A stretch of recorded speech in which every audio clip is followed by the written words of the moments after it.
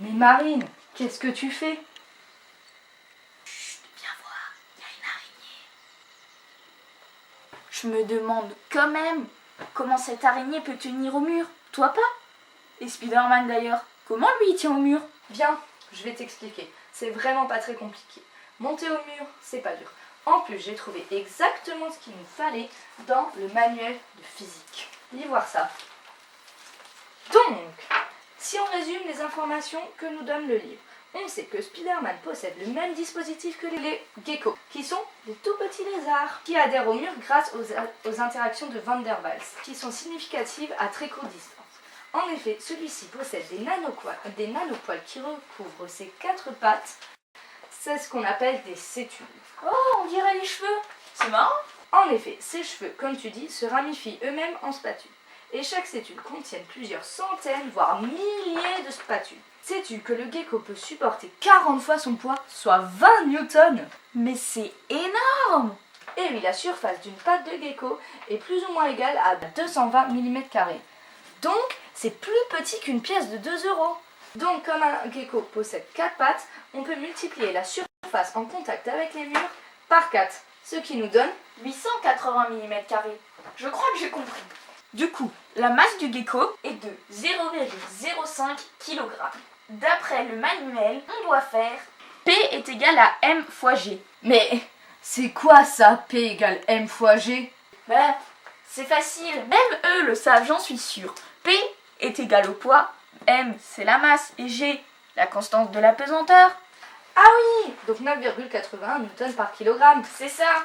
Donc on remplace avec les données connues et on obtient 0,05 fois 9,81 égale 0,49 newtons. C'est ça. Si l'on divise ensuite la force du gecko par le poids du gecko, donc 20 divisé par 0,49, on obtient 40. On peut donc conclure qu'un gecko peut effectivement supporter 40 fois son poids. Mais alors l'homme, lui, il peut supporter combien de fois son poids en imaginant que celui-ci possède des... Eh ben, c'est ce qu'on va calculer tout de suite. Je te propose de tout effacer et de faire les calculs pour l'homme.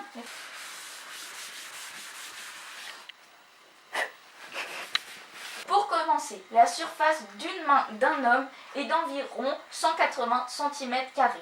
Mais puisque nous avons deux mains, Exact. parfait, c'est 360 cm². Et la surface de ces deux pieds est d'environ 648 cm². Donc, pour calculer la surface S-homme, on va additionner les deux surfaces. La surface des deux pieds et la surface des deux mains. Donc, 648 cm² plus 360 cm², c'est égal à 1008 cm², qui vaut donc 100 800 mm². La surface de contact approximative d'un homme est donc de 100 800 mm². Maintenant, pour chercher la force que peut supporter un homme, nous ferons un produit en croix. Pour cela, nous faisons la surface de l'homme, du coup 100 800, fois la force du gecko 20, divisé par la surface du gecko 880. Ce qui nous donne un total de 2291 newtons. Maintenant que nous savons que l'homme peut supporter 2291 newtons, on va calculer comme le gecko combien de fois il peut supporter ce poids. Vas-y, à toi l'honneur. Alors, on utilise la même formule qu'avant, c'est-à-dire P égale M fois G. On remplace M par 70, car la masse moyenne d'un homme est de 70 kg.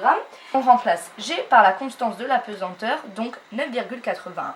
Ce qui nous fait 70 fois 9,81, 687 newtons. Puis, on divise comme avant la force de l'homme par le poids de l'homme, ce qui nous donne 2291 divisé par 687. On obtient un résultat de 3,33. On peut donc conclure que l'homme peut supporter plus de 3 fois son poids. Mais du coup, un gecko, il peut marcher au mur à l'aide de sétules. Mais combien lui faut-il de sétules? Ça, c'est une excellente question. Il nous est donné que le gecko possède 14 400 sétules par mm². Il ne reste donc plus qu'à calculer. Du coup, 14 400 sétules fois 880 mm² divisé par 1, on obtient donc 12 672 000. Le gecko a donc 12 672 000 sétules. qui sont en contact avec le mur et qui lui permettent donc de rester accrochés. Tu trouves pas que c'est énorme? Si, mais alors imagine pour l'homme. Bien sûr, pour la suite des calculs, il faut supposer que l'homme et le gecko possèdent la même quantité de cellules sur 1 mm². Donc, on part du coup du principe qu'il y a toujours 14 400 cellules sur 1 mm². Donc, on va effectuer un produit en croix pour trouver combien il faut de cellules sur 100 800 mm².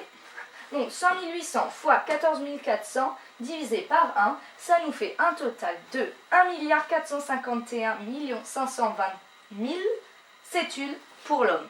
Alors là, c'est dans le gigantisme. Et donc, tout ça, c'est sur ses 2 mains et ses 2 pieds. T'imagines? Je sais pas, ça fait énorme, quoi. Et ben maintenant, Pauline, on peut conclure du coup que l'homme pourrait supporter 3 fois son poids en marchant sur les murs grâce aux 1 451 520 000 cellules qui recouvrent ses pieds et mains. Mais attention, l'homme ne possède pas de cellules, donc c'est impossible. C'est donc encore un échec de la part de notre héros en collant qui recherche une part de réalité. Et oui, Marine, et c'est vraiment dommage. Je rêve depuis toujours de pouvoir grimper au mur. Mais tu sais que des gants geckos ont été inventés par les scientifiques en s'inspirant du mécanisme d'adhésion des geckos, cela permettrait à un homme d'escalader un mur. Et encore plus, même une surface vitrée. Et ces gants, on les retrouve dans Mission Impossible. Et qui dit Mission Impossible, dit possible. Grâce à la science. Puisque la science fait des progrès fous et réalise l'irréalisable, tout est possible de nos jours. Ça te dirait que je t'en achète pour ton anniversaire? Je dirais pas non, hein. Et d'ailleurs, j'ai une blague pour toi. Tu vois Excalibur? Eh ben, il part dans la forêt. Mais quand il revient, il s'est transformé en X. Pourquoi? J'en sais rien, moi. Parce qu'il s'est pris une racine, Jamie. T'es une comique, toi, dis donc. Mais bon, ne te déconcentre pas. On a déjà bien travaillé. Mais je ne comprends toujours pas pourquoi tu m'as grondé au début. Parce que j'enlevais ces toiles d'araignée qui, à ce qui paraît, avaient des propriétés hors du commun. Je t'ai dit, ces toiles ont des propriétés hors normes que tu n'imagines même pas. Je t'écoute alors. Explique-moi.